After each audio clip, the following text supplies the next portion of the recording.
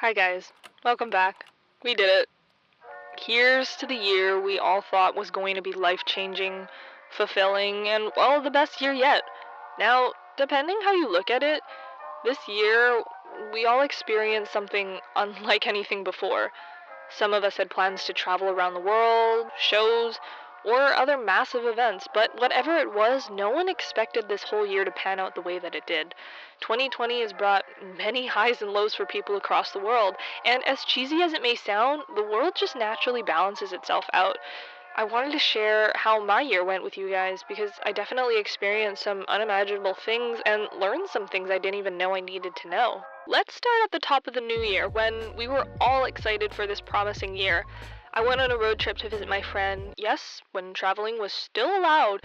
We spent the day exploring Ferndale, a city in Washington, and it was absolutely stunning. I was finishing up my final term at school, and then I got my first ever publication, which was so cool. January was also the last time I went to a concert. God, I miss that feeling so much. February rolled around and I got to produce my first ever comedic short film. My team and I shot it on one of the snowiest days of the year. Everyone helped out and even my grandpa got to be a part of it. I later shot behind the scenes for a film festival project, which to me was absolutely crazy. I met so many amazing people, but it was just so cool to experience that. I spent another weekend at the Vancouver Fan Expo with my friend, and we spent the day counting however many Baby Yodas there were. Then we arrived at the month where everything changed. During spring break, I started my first internship of the year at a digital content outlet.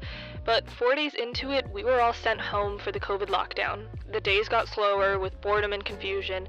It was really hard finding ways to entertain myself as everyone else, I assume, had the same struggle. We all either spent time with our old Nintendo DS's or making puzzles or baking or knitting, whatever it was.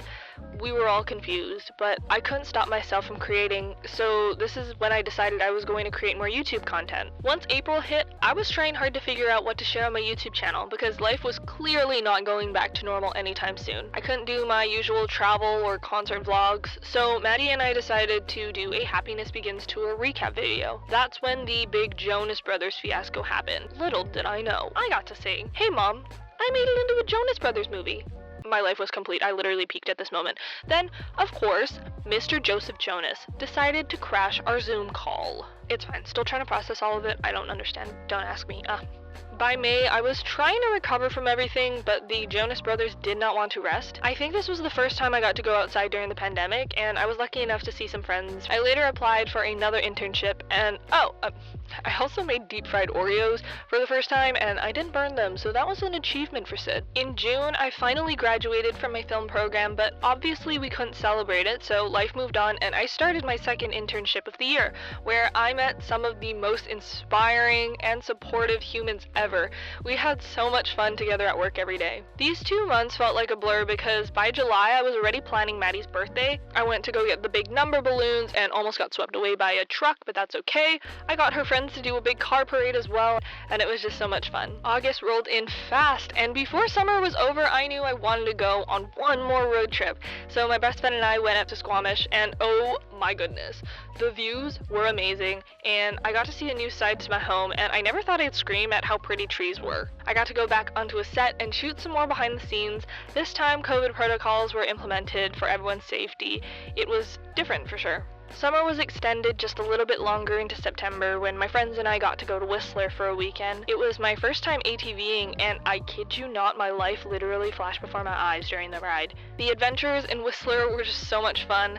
This was also the month when I decided to start doing more episodes of The Hangout.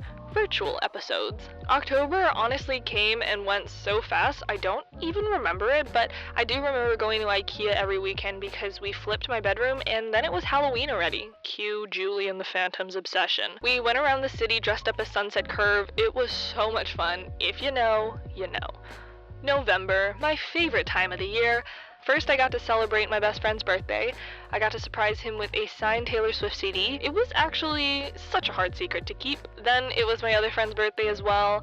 I got to go to a super cool sushi restaurant that had a little tiny bullet train that delivered your sushi, and then I also went to my first virtual concert, Mr. Niall Horan. Then my birthday week had begun, cueing the big Shawn Mendes fiasco with the release of In Wonder. To be honest, I was sure that this birthday was going to be one of the worst because I had to cancel all my plans and I couldn't see any of my friends, but it just so happened to be one of the most memorable. Then it was already December, concluding the craziest year ever. I got to do my own take on Vlogmas, which basically took up my whole month.